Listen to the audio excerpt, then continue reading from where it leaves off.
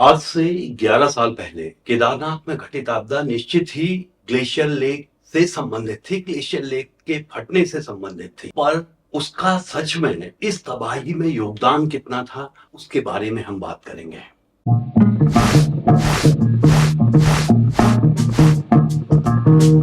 अभी पिछले साल साउथ लोहनक लेक के फटने के बाद, जो कि ग्लॉफ की घटना थी, ग्लेशियर लेक आउटबर्स्ट फ्लड, उसके बाद से वैज्ञानिकों के द्वारा विभिन्न मंचों पर 2013 की केदारनाथ त्रासदी का उदाहरण देते हुए ग्लॉफ से कितनी क्षति हो सकती है उसको दर्शाया जा रहा है। और उच्च हिमालयी क्षेत्र में जो झीलें हैं उनकी मॉनिटरिंग की वकालत की जा रही है।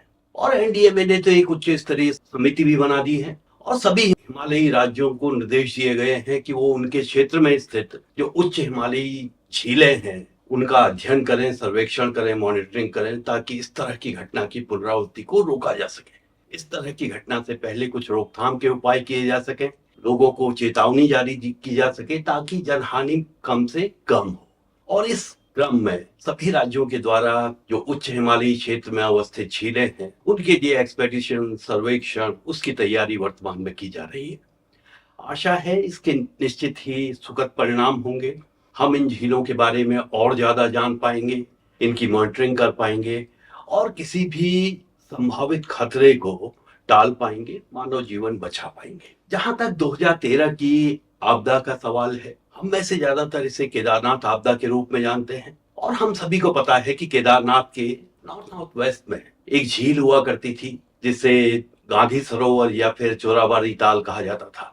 ये 100 मीटर चौड़ी, 200 मीटर लंबी और करीब 15 से 20 मीटर गहरी लेक थी, जिसका मुहाना जो मोरेन्स है उसके बांध के पीछे ये लेक थी। तो आप इसे प्रोग्लेशियर लेक कह सकते हैं और ये मोरेन डैम थी और इसके फटने को ग्लेशियर लेक आउटबर्स्ट ही कहा जाएगा और ये फटी थी। परंतु यहाँ ये समझना जरूरी है कि 2013 में जो हुआ, हालांकि हम उसे केवल केदारनाथ के नाम से जानते हैं, परंतु उत्तराखंड में ये आपदा 5 उच्च हिमालयी जो ऊपरी क्षेत्र में बसे जनपद हैं वो इससे प्रभावित हुए थे। रुद्रप्रयाग, चमोली, उत्तरकाशी, बागेश्वर और पिथौरागढ़, 5 के 5 जनपदों में भारी क्षति हुई थी। इंफ्रास्ट्रक्चर डैमेज थे, घरों को नुकसान हुआ था, खेती को नुकसान हुआ था, खेती वाली जमीन को नुकसान हुआ था। क्योंकि विभिन्न कारणों से केदारनाथ वैली में, मंदाकिनी वैली में लोग ज्यादा थे तो जनहानि वहां पर ज्यादा हुई। लोगों का ध्यान, मीडिया का ध्यान ज्यादातर वहीं पर गया। जैसा कि हम जानते हैं, उत्तराखंड में जो तीर्थ स्थल हैं जिसे हम 4 धाम कहते हैं, गंगोत्री, यमुनोत्री, बद्रीनाथ, केदारनाथ, ये गर्मियों में खुलते हैं इनके कपाट और सारे देश से, सारे विश्व से लोग इसके दर्शन करने के लिए आते हैं। और ज्यादातर स्थितियों में लोगों का प्रयास रहता है कि बारिश के आरंभ होने से पहले वो दर्शन कर लें, ताकि क्योंकि बरसात के मौसम में लैंडस्लाइड के कारण और विभिन्न कारणों से प्रायः मार्ग बाधित होता है। ऐसे में ज्यादा भीड़ जो रहती है कपाट खुलने के साथ होती है, ज्यादा संख्या में लोग आते हैं और इस समय विशेष रूप से मई जून में प्लेन्स में बहुत ज्यादा गर्मी होती है तो लोग गर्मी से बचने के लिए पहाड़ों पे आते हैं। उसी के साथ स्कूल कॉलेजेस में छुट्टी रहती है तो संख्या तीर्थयात्रियों की बढ़ जाती है। परंतु 2013 में विभिन्न कारणों से भीड़ कुछ ज्यादा थी, नॉर्मल से ज्यादा थी। एक तो कपाट कुछ देरी से खुले, 14 मई को कपाट खुले जो कि एक हफ्ते के करीब नॉर्मल टाइम से पीछे था। तो लोगों की जल्दबाजी थी, लोग चाहते थे कि जल्द से जल्द दर्शन कर लें। और जिस समय ये आपदा घटित हुई उस समय यहाँ पर बहुत ज्यादा संख्या में लोग थे।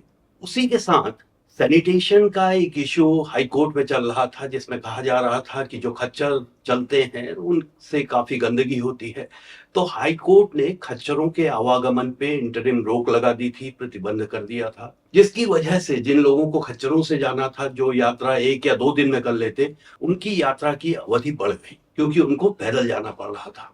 इस वजह से यात्रियों की संख्या, जो पैदल मार्ग है गौरीकुंड से लेके केदारनाथ तक का, उस समय 18 किलोमीटर का हुआ करता था, उस पे भीड़ बहुत ज्यादा थी। उसी के साथ उस साल मानसून जल्द आया, 14 तारीख से भारी बारिश शुरू हो गई थी, 14 जून से, जिस वजह से हेलीकॉप्टर का प्रचालन नहीं हो रहा था केदारनाथ के लिए। तो जिन लोगों को केदारनाथ हेलीकॉप्टर से जाना था वो भी पैदल जा रहे थे और बारिश के कारण चलने की गति जो थी वो कम हो गई थी। इन वजहों से भीड़ बहुत ज्यादा थी दूसरा अगर देखें तो 2013 में मार्च तक उच्च हिमालयी क्षेत्रों में बर्फबारी होती रही और जून तक ताजा बर्फ ऊपरी क्षेत्रों में अवस्थित थी। जब बारिश हुई तो ये ताजा बर्फ तेजी से गली और इसने पानी की मात्रा को, अवेलेबल जो वाटर है, उसको बढ़ा दिया। उसी के साथ जो हमारा उच्च हिमालयी क्षेत्र है वहां पर नॉर्मल सर्कमस्टांसेस में लिक्विड प्रेसिपिटेशन या बारिश नहीं होती है। लिक्विड प्रेसिपिटेशन कम होता है, ड्रिजलिंग होती है, भारी बारिश नहीं होती है, ज्यादातर हिमपात होता है। परंतु इस साल पूरे के पूरे उच्च हिमालयी क्षेत्र में बहुत ज्यादा बारिश हुई। मानसून जल्द आ गया। 14 तारीख से बारिश शुरू हो गई। 15 को आईएमडी ने मानसून के आगमन की घोषणा कर दी और बाद में पता चला कि मानसूनल फ्रंट जो था वेस्टर्ली से टकराया, जिसकी वजह से पूरे के पूरे उच्च हिमालयी क्षेत्र में इस अवधि में मानसून के अराइवल के साथ भारी बारिश हुई।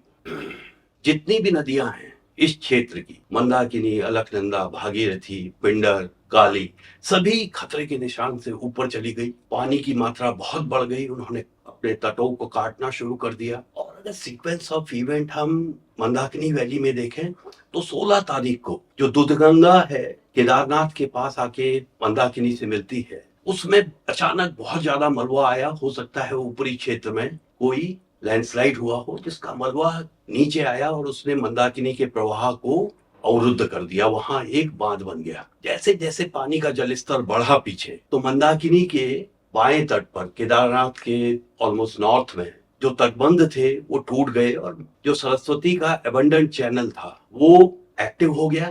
उसी के साथ शंकराचार्य समाधि है, जल निगम गेस्ट हाउस है, भारत सेवा संघ गेस्ट हाउस है, ये सब उसमें बह गए। कुछ लोग वहां पे क्षति भी हुई और पूरा का पूरा केदारनाथ इस समय लैंडलॉक्ड हो गया। शाम को 16 जून की शाम को ये जो दूधगंगा ने डैम बनाया था लैंडस्लाइड का, क्योंकि इसके पीछे पानी बहुत ज्यादा मात्रा में बढ़ गया, तो ये डैम अचानक हाइड्रोस्टैटिक प्रेशर बढ़ने की वजह से ढह गया और इसकी वजह से निचले क्षेत्र में अचानक से भारी बाढ़ आ गई। पानी का जलस्तर एकदम से तेजी से बढ़ा 16 तारीख की शाम। और इसी बाढ़ में रामबाड़ा पूरी तरह बह गया। सोनप्रयाग में इसमें बहुत नुकसान हुआ। गौरीकुंड में बहुत नुकसान हुआ। गौरीकुंड में जो पुलिस चौकी थी, वायरलेस स्टेशन था, वो इस बाढ़ में बह गया। और बहने से पहले उन्होंने मैसेज दिया कि कुछ इस तरह की घटना हो गई है, 30-40 लोग बहे। शाम की जो औपचारिक रिपोर्ट थी, एसईओसी बनाता है, आपातकालीन परिचालन केंद्र बनाता है, उसमें इस बात का जिक्र था। परंतु चूंकि इस बात की पुष्टि नहीं हो पाई, क्योंकि इस घटना के साथ पूरी की पूरी मंदाकिनी वैली का संपर्क बाहरी क्षेत्र से कट गया। डिस्ट्रिक्ट हेडक्वार्टर रुद्रप्रयाग को पता नहीं था कि हाँ क्या हो गया है।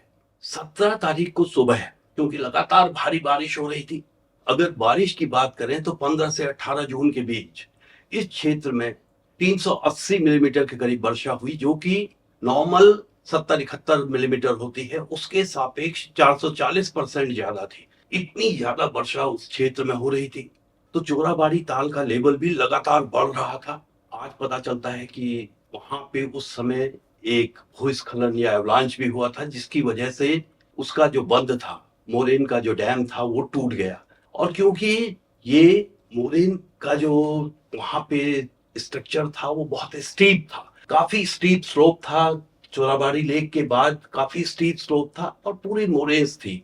तो ये जब बांध टूटा चोराबाड़ी ताल, ये अपने साथ भारी मात्रा में मोरेन्स को लेके आया। बोल्डर्स थे उसमें, सिल्ट थी, सैंड थी, और ये भारी प्रवाह लेके जब नीचे आया तो इसने मंदाकिनी को पूरी तरह चोक कर दिया। मंदाकिनी का जो कोर्स था उसको पूरी तरह चोक कर दिया और सारा का सारा पानी केदारनाथ से होके बहा। जैसा कि हमने कहा, सरस्वती पहले ही एक्टिव हो गई थी, मंदाकिनी चोक हो गई, तो पूरा का पूरा पानी केदारनाथ से होके बहा और उसने वहां पे जितनी भी अवसंरचनाएं थी उसको क्षतिग्रस्त कर दिया। ज्यादातर अवसंरचनाओं में कई फीट मलबा भर गया और वहां जनहानि बहुत ज्यादा हुई। इस घटना के बारे में 18 तारीख को जब MI-17 वायुसेना का वहां पर उतरा तब पता चला। और 18 तारीख की अगर बात करें तो 18 तारीख को रुद्रप्रयाग में मंदाकिनी खतरे के लेवल से 7.5 मीटर ऊपर बह रही थी। और नुकसान जैसा हमने कहा कि पूरे क्षेत्र में हुआ था। जगह जगह सड़कें टूट गई थी, सड़कें कट गई थी, लैंडस्लाइड हो गया था।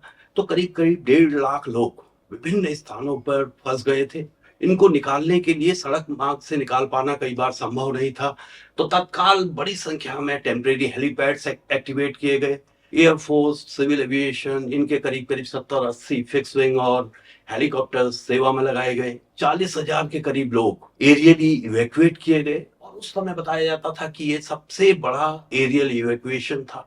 और इस घटना में क्योंकि ग्लेशियर लेक इन्वॉल्व थी और वो कुछ सेंसेशनल था, तो पूरी की पूरी घटना को ग्लेशियर लेक आउटबर्स्ट फ्लड के रूप में प्रचारित किया गया। परंतु अगर देखें तो ये घटना 16 से 17 के बीच में हुई। 16 को ग्लेशियर लेक इंटैक्ट थी, 17 को ग्लेशियर लेक फटी है सुबह 7 बजे के करीब। तो ग्लेशियर लेक का भी इसमें योगदान था, परंतु पूर्णतः इसे ग्लेशियर लेक आउटबर्स्ट फ्लड नहीं कह सकते। भारी वर्षा के कारण पूरे क्षेत्र में जो फ्लड आए, ये उसका एक भाग था। और भविष्य में इस तरह की घटनाओं की पुनरावृत्ति ना हो, इस तरह की घटनाएं ना हो, उसके लिए वर्तमान में राज्य सरकार के द्वारा विभिन्न उपाय किए जा रहे हैं। यात्रियों की संख्या निर्धारित की गई है, यात्रियों की संख्या में रोक लगाने की बात चल रही है, यात्रियों की सुविधा के लिए विभिन्न स्थानों पे सुविधाएं डेवलप की गई हैं। यहाँ प्रयोजन केवल इतना कहने का था कि जो घटना हुई उसे संपूर्णता में देखा जाए। 5 जनपद बुरी तरह से प्रभावित हुए थे, पिथौरागढ़, बागेश्वर, रुद्रप्रयाग, चमोली और उत्तरकाशी। इन सभी जनपदों में भारी क्षति हुई थी, इंफ्रास्ट्रक्चर की, एग्रीकल्चर लैंड की, हाउसिंग की। और इसे केवल केदारनाथ आपदा के रूप में न देखा जाए। और ये घटनाएं जो हुई 16, 17, 18, 3 दिन लगातार विभिन्न स्थानों पे नुकसान हुआ, तो इसे संपूर्णता में देखें, संपूर्णता में विवेचना करें। और इस घटना में सभी ने, वो एनडीआरएफ हो, हमारी लोकल पुलिस हो, दूसरे हो, उन्होंने महत्वपूर्ण योगदान दिया, सेना ने महत्वपूर्ण योगदान दिया। और ये जो घटना थी, इस घटना के बाद रेस्क्यू ऑपरेशंस जो थे वो इतने सहज और सरल नहीं थे। काफी कठिन परिस्थितियों में रेस्क्यू वर्क हुआ। 4 चॉपर इस अवधि में क्षतिग्रस्त हुए। आईटीबीपी के, एनडीआरएफ के, इंडियन एयरफोर्स के, हमारे वन विभाग के और रेवेन्यू ऑफिशियल्स, करीब 48 के करीब लोग इस रेस्क्यू ऑपरेशंस के दौरान जिनकी मृत्यु हुई, उन सभी को याद करना, नमन करना इस परिप्रेक्ष्य में जरूरी हो जाता है। आज 11 साल पूरे हो गए हैं। आशा करते हैं इस तरह की घटना भविष्य में पुनरावृत्ति ना हो। अगर आपको इस चैनल में बताई गई बातें पसंद आ रही हैं, अच्छी लग रही हैं, लाइक कीजिए, शेयर कीजिए, सब्सक्राइब कीजिए। धन्यवाद।